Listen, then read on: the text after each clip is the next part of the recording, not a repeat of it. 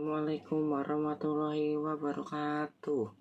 Bismillahirrahmanirrahim. Anu tipi hormat guru, Bapak Doni, kerencangan sekelas anu tipi kacinta.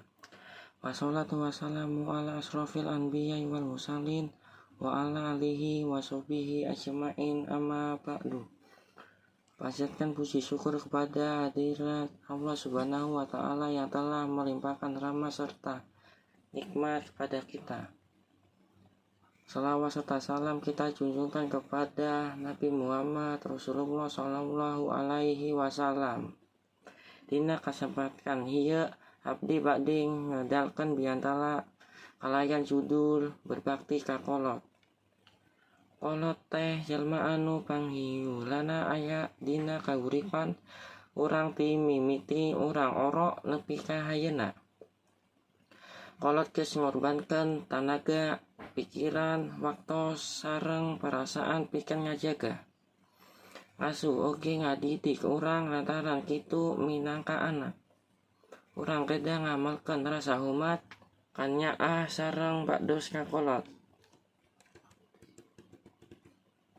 Aya paribasa Sunda nyarios munggu ka kolot teh kudu nyaah ka asih, nyaur kudu lemas, ngalakukeun kudu hade, ulah nepikeun ka nyeri hati.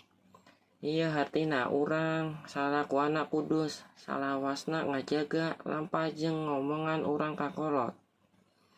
Ku kitina rerencangan sadayana hayu urang sami-sami ngamumule jeung mendoakeun kolot urang sing henteu hilap amal panggedena anak teh nya eta bakdos ka indung Bapak.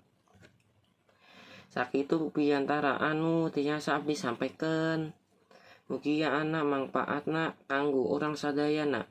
Hampula bili aya kalepatan tina basa atanapi kalimah anu kurang marenah. Wassalamualaikum warahmatullahi wabarakatuh. Hatur nuhun.